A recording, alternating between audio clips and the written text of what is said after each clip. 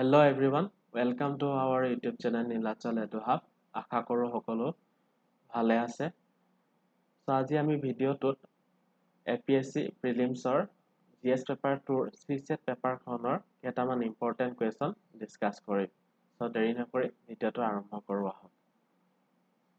প্ৰথম কুৱেশ্যনটো আছে if road is coded as URDG then tree is coded as so এটো এটা কোডিংৰ কুৱেশ্যন হয়। So আমি ইয়াত road আৰু URDG ৰ মাজত ৰিলেশনটো বিচাৰিব লাগিব কেনেদৰে ইয়াৰ লেটাৰ বিলাক এটা আনটোৰ লগত ৰিলেটেড হৈ আছে। সো আমি যদি চাও প্ৰথমতে r ৰ পজিশন ভ্যালু লগত যদি আমি 3 প্লাস কৰো u ৰ পজিশন ভ্যালু পাম তেনেকে o ৰ পজিশন ভ্যালু লগত যদি আমি 3 প্লাস কৰো r ৰ পজিশন ভ্যালু পাম মানে লেটাৰ বিলাক কেনেদৰে ৰিলেটেড হৈ আছে প্ৰথমটো ওয়াৰ্ডৰ ফাৰ্স্ট লেটাৰটোৰ পজিশন ভ্যালু +3 হলে আমি সেকেন্ড ওয়াৰ্ডটোৰ ফাৰ্স্ট লেটাৰটো পাম। So হেতু প্যাটাৰ্নত যদি আমি 3 ৰ কোড বিলাক উলিয়াও তেতিয়া কি হ'ব t + 3 w r + 3 u তেনেদৰে আমি বাকি কিটা উলিয়াব পাৰো। সো ইয়াৰ কাৰেক্ট অপশনটো কি হ'ব option A w u h h। Next question number 2 ত আমাক মিসিং নাম্বাৰটো উলিয়াব কৈছে। সো এটা এটা নাম্বাৰ সিৰিজৰ কোৱেশ্চন হয়। সো আমি ইয়াত নাম্বাৰ গেটাৰ মাজত লেট কেনেধৰণে ৰিলেটেড হৈ আছে হেতু উলিয়াব লাগে বা প্যাটাৰ্নটো কি আমি হেতু উলিয়াব লাগে প্ৰথমতে।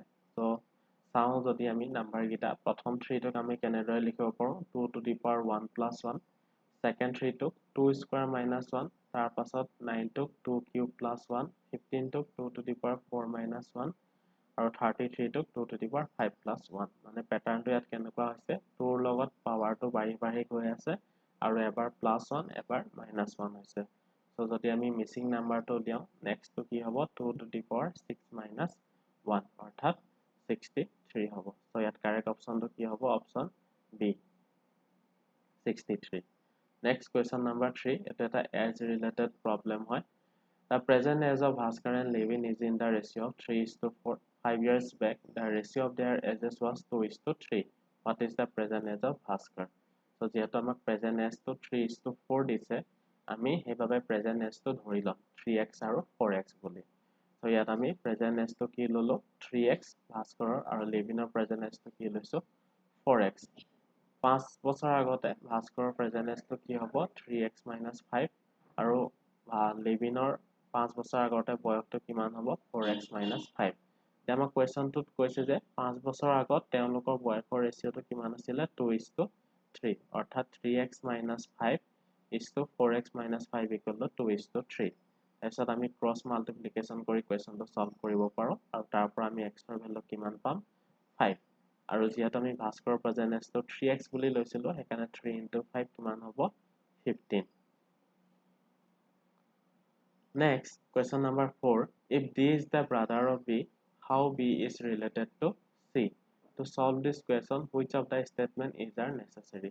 So, এটা আমাক ৰিলেচনটো ডাইৰেক্টলি উলিয়াব পৰা নাই আমাক তলত দুটা স্টেটমেন্ট দিয়া হৈছে কৈছে যে এই কোৱেশ্চনটো সলভ কৰিবলৈ আমাক এই স্টেটমেন্ট দুটাৰ ভিতৰত কোন কেইটা স্টেটমেন্ট দৰকাৰী নে দুইটাই দৰকাৰী। সো প্ৰথমতে আমি চাব লাগিব কোৱেশ্চনটো কেনেকৈ সলভ কৰিম।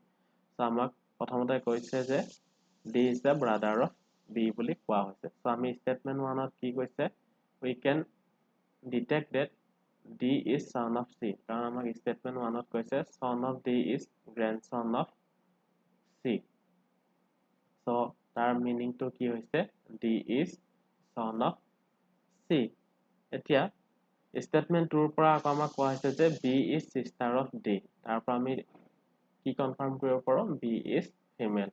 সো অৰ্থাৎ D আৰু B ৰ মাজত ৰিলেচনটো কি হৈছে D brother আৰু B sister আৰু যেহেতু D is the son of C হেবাবে B ও কি হ'ব son of B daughter of C হ'ব। সো ৰিলেচনটো কি হ'ব B is daughter of C। So আমি কোৱেশ্চনটো সলভ কৰিবলৈ ইয়াত দুইটা স্টেটমেন্টে আমাৰ কাৰণে দৰকাৰী আছে কাৰণ ইয়াত কাৰেক্ট অপশনটো কি হ'ব both 1 and 2 are required। Option D is the correct answer।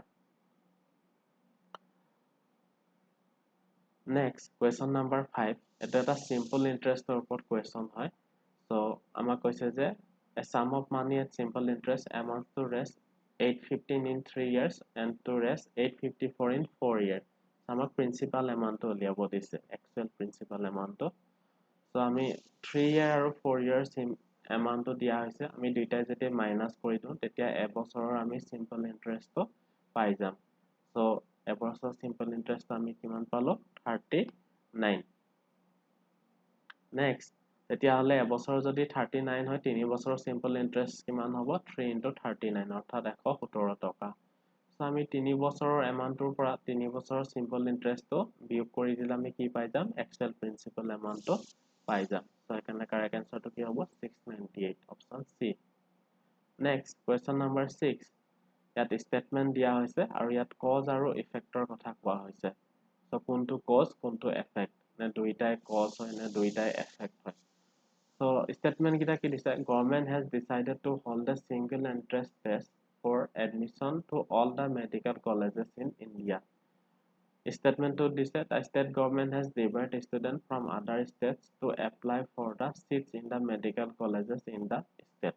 So, আমি যদি দুইটা statementor meaning চাও এটা আনটোৰ cause বা effect যেন লগা নাই দুইটাই আন এটা কিবা causeৰ effect যেন লাগিছে so সেইকাৰণে কি হ'ব এই statement দুটা কিবা এটা common causeৰ effect বুলি আমি ক'ব পাৰো so ইয়াত সেইকাৰণে correct answerটো কি হ'ব option B Question number 7 to sitting arrangement or question হয় so এটা আমি arrangement টো বনাব লাগিব তাৰ পিছত আমি solve কৰিম ইয়াত আমাক a ৰ position টো সোধা হৈছে so sitting arrangement টো আমাক এনেদৰে দিয়া হৈছে so কি আছে ইয়াত a b c d are sitting on a bench a is sitting next to b so a আৰু b একেলগে বহিছে বুলি কৈছে c is sitting next to d c আৰু d একেলগে বহিছে বুলি কৈছে D is not sitting with E. D আৰু E একেলগে বহা নাই. E who is on the left end of the bench. So E ক'ত বহিছে bench খনৰ একদম left side ত বহিছে আৰু C ক'ত বহিছে right side ৰ পৰা second position ত বহিছে. ঠিক আছে? So A is to the right of B and E. A, B আৰু E right side এ বহিছে. A and C are sitting together. A আৰু C একেলগে বহিছে.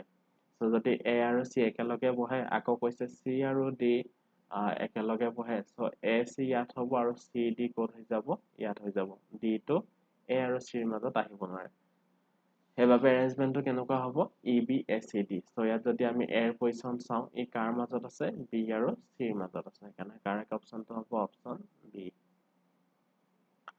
এটো ডিৰেকচনৰ এটা কোৱেশ্চন হয় if south is become north north is become west and so on what will west become আমাক কৈছে কি south is become north so ইয়াত আমাৰ south east এই south east তো কি হৈছে বুলি কৈছে north হৈ গৈছে বুলি কৈছে মানে south east তো north হৈ গৈছে দিছে তো south east তো north হৈ গৈছে তেনেকৈ আমাক কৈছে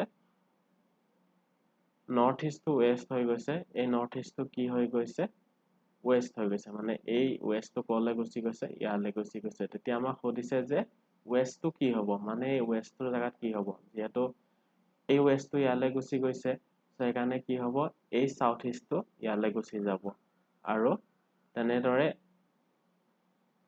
এই নৰ্থ তো ইয়ালে গুচি আহিছিলে ঠিক আছে so এখানে এই ওয়েস্টৰ জাগাত কি হ'ব সাউথ ইষ্ট হ'ব এই ছবিখন চালে গম পাব so কারেক্ট আনসারটো হ'ব অপচন সি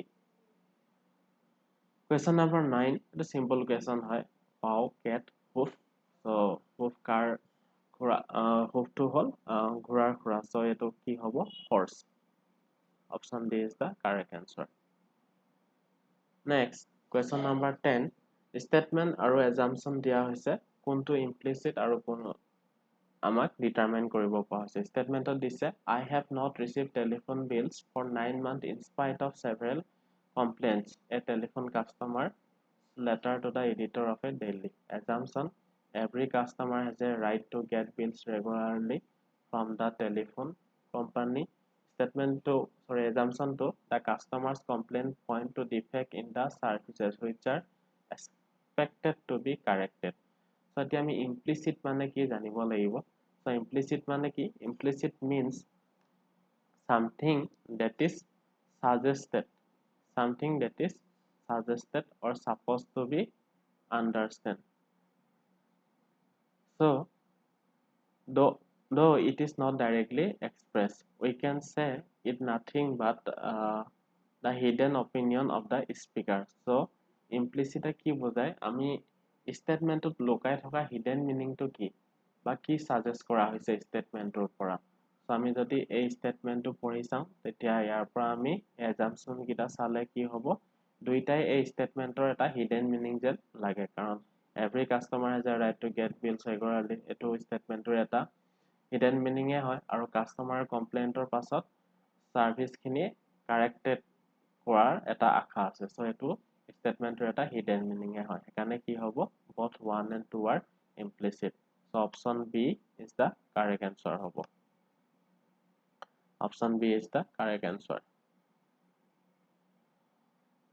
sorry option B নহয় option E is the correct answer both 1 and 2 question number 11 এটো এটা pie chartৰ question হয় what is the central angle of sector corresponding to the expenditure incurred on royalty and printing cost so royalty কিমান আছে ইয়াত 15% আৰু printing ত কিমান আছে 20% so দুইটাৰে মিলাই আমাৰ central angle কিমান কভাৰ কৰিছে হেতু উলিয়াব লাগে so দুইটা percentage তো কিমান হ'ব 20% plus 15% মানে 35% মানে 35% এ কিমান ডিগ্ৰী এংগল কভাৰ কৰিব আমি হেতু ডিটেক্ট কৰিব লাগে so 35% of 360 degree আমি জানো 100% ত কিমান 360 degree হেকান আমি 35% of 360 degree উলিয়াব লাগিব so percentage তো আমি কেনেকে লিখিলে fraction of 35/100 হ'ব into 360 আৰু এটা আমি ক্যালকুলেশন কৰিলে কিমান পাম 126 degree so correct option তো কি হ'ব option B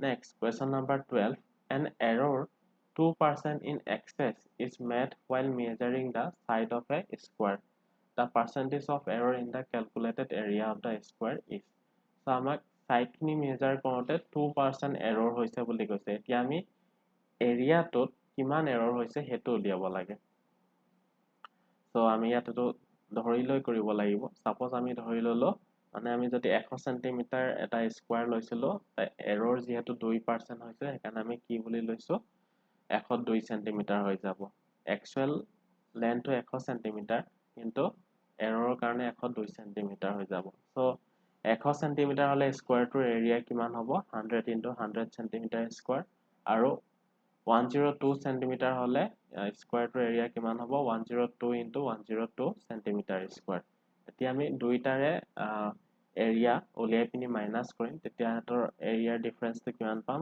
404 cm square so এটো হৈছে area of the error এতিয়া আমি percentage উলিয়াব লাগে error of the area কিমান percentage আছে বা percentage error কিমান হেতু উলিয়াব লাগে সেকাৰণে কি কৰিম আমি যেটো actual area তো কিমান আছিল স্কয়াৰৰ 100 into 100 আৰু আমি error কিমান পাইছো 404 এবাবে 100 into 100 ত 404 আমি error পাইছো যেটো percentage উলিয়াব লাগে হেবাবে আমি ইয়াত 100 এটা আৰু পূৰণ কৰি দিছো so calculation কৰিলে আমি কিমান পাম 4.04% so option D is the correct answer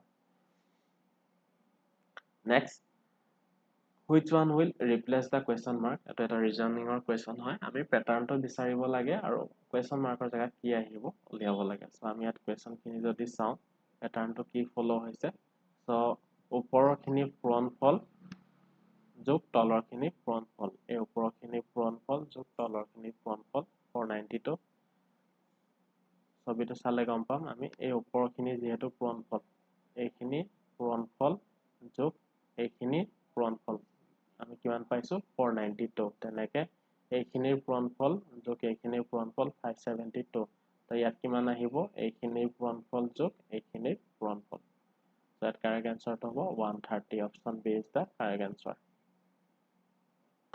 next question number 14 a number of friends decided to go on a picnic and planned to spend rest 96 on eatables 4 of them however did not turn up as a consequence the remaining ones had to contribute rest for extra the number of those who attended the picnic was so ইয়াত কৈছে যে আমাক কেজনমান লগৰে পিকনিকত যোৱা কথা আছিল আৰু তেওঁলোকে খোৱা বস্তুত 96 কে খৰচ কৰিম কৈছিল 96 টকা কিন্তু চাৰিজন নগল আৰু হেইভাবে কি হল যি কেজনে গল তেওঁলোকে এক্সট্ৰা 4 টকাকে দিব লগিয়া হল এতিয়া পিকনিকত কেজন লগৰ গৈছিল আমি উলিয়াব লাগে সো কেনেকে সলভ কৰিম আমি let the number of person কি ধৰিলো x এতিয়া 96 টকা এটি তেওঁলোকে খোৱাত খৰচ কৰিম কৈছিলে যেহেতু x - 4 জন গ'ল টোটেল আছিলে x কিন্তু 4 জন নগল হেকানে যেতিয়া 4 জন নগল তেওঁলোকৰ প্ৰত্যেকৰ ভাগত কিমান টকাকৈ যাব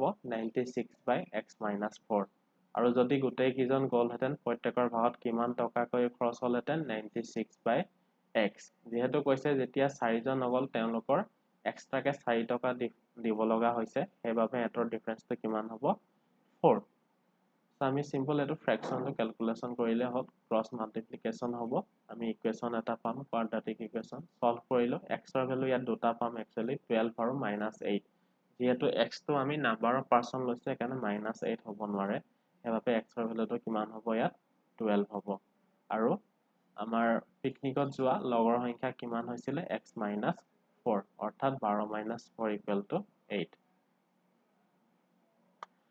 Question number 15 ইয়াত মিসিং নাম্বাৰটো লিয়াব লাগে এটো সিম্পল কোৱেচন ইয়াত আমি যদি প্যাটাৰ্নটো চাও প্ৰথমতে প্ৰথম সংখ্যাটোৰ পৰা সেকেন্ড সংখ্যাটো যদি আমি প্যাটাৰ্নটো চাও ইয়াত 5 টো সেকেন্ড সংখ্যাটোত নাইকিয়া হৈছে তেনেকে সেকেন্ড সংখ্যাটোৰ পৰা যদি থাৰ্ড সংখ্যাটো চাও তাত কি হৈছে 7 টো নাইকিয়া হৈছে আকৌ এই সংখ্যাটোৰ পৰা এটো যদি চাও ইয়াত কি নাইকিয়া হৈছে 8 টো নাইকিয়া হৈছে আৰু ইয়াৰ পৰা যদি আকৌ চাও ইয়াত কোনটো নাইকিয়া হৈ যাব তেতিয়াহলে নেক্সট কোৱেচনটো 8 টো নাইকিয়া হয় আমি 8 নাম্বাৰটো পালো এতিয়া প্ৰথমটো নাইকিয়া হলে এটো কোৱেচনত নেক্সট কোনটো নাইকিয়া হ'ব এই সেকেন্ডটো নাইকিয়া হ'ব মানে লাষ্টৰ সংখ্যাটো নাইকিয়া হ'ব 3 টো নাইকিয়া হ'ব কি হ'ব 96542 হ'ব সো 96542 কারেক্ট অপশনটো কি হ'ব option D Question number 16 statement দিয়া হৈছে আৰু course of action দিয়া হৈছে Severe drought is reported to have set in several parts of the country. Course of action Government should immediately make arrangement for providing financial assistance to those affected. 2. Food, water and fodder should immediately be sent to all these areas to save the people and cattle. Yeah, statement ৰ কথা আমি বুজি পাইছো courses of action মানে কি suppose কিবা এটা ঘটনা হল এই ঘটনাটোৰ পিছত আমি কি action লব লাগে So course of action or meaning to say something that is done in order to get a particular result or actions to be taken. So yet amak koa hoise je severe drought is reported to have set in several parts of the country. So এটা natural calamity hoy etu hoar pisot ami ki action lom ba government ekhone ki action lobo. So prothom to koise je financial assistance. Financial assistance to prothomote hobo nware karon amak কিবা এটা natural disaster হোৱাৰ পিছত সদায় basic needs খিনি লাগে so financial assistance প্ৰথমতে দিয়া নহয় basic needs খিনি দিয়া হয় so ইয়াত হেকানে কি হ'ব statement 2 is the অকল correct হ'ব মানে only 2 follow so correct option to কি হ'ব B হ'ব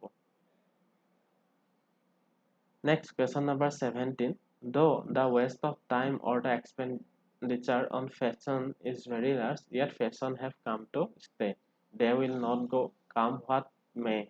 However, what is now required is the strong effort should be made to displace the excessive craze for fashion from the minds of this youngster.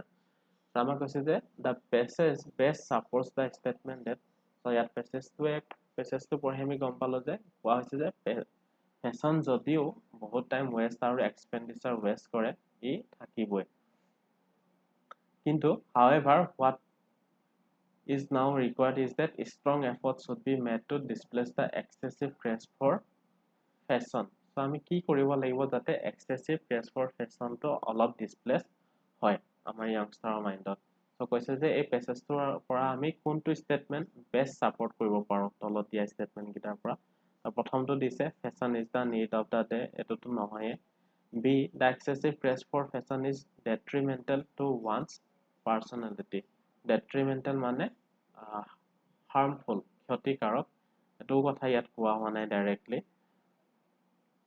The hoard for fashion should be done away with so as not to let down the constructive development. So এই statement আমি যদি চাও so এটোৰ meaning কি কোৱা হৈছে যে আমি fashion to constructive development ৰ লগতে কৰি যাব লাগে বুলি কোৱা হৈছে so option D to work and other activities should be valued more than the outward appearance so এটো হ'বই নোৱাৰে so ইয়াত আমি যদি most efficient meaning to চাব যাও option C is to বেছি support হৈছে বুলি আমি দেখা পোৱা গৈছে ঠিক আছে so এবাবে ইয়াত option C is the correct answer হ'ব Question number 18.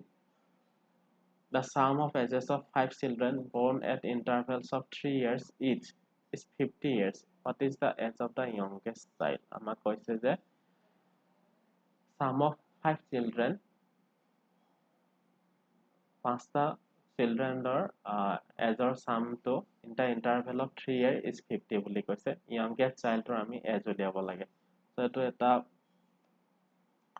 series and sequenceৰ question হয়. So আমি age খিনি কেনেকৈ ধৰি ললো, let the ages of the children be x, x plus 3, x plus 6, x plus 9 আৰু x plus 12.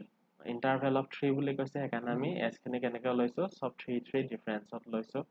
আমাক সামটো কৈছে যে 5টা চিলড্ৰেনৰ সামটো মানে এজৰ সামটো 50 বুলি কৈছে, সেইবাবে গোটেইকেইটাৰ যোগফল কিমান হ'ব 50.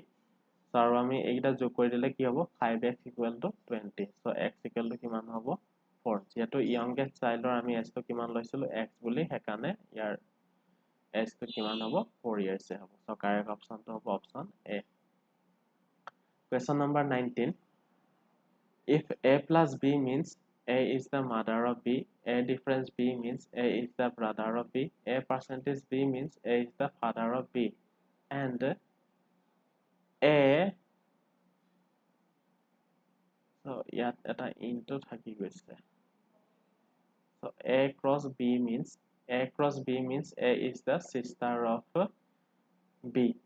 Which of the following shows that B is maternal uncle of Q? So ইয়াত এটা sign miss হৈছে. ইয়াত য'ত sign miss হৈছে, ইয়াত cross চিহ্নটো থাকি গৈছে.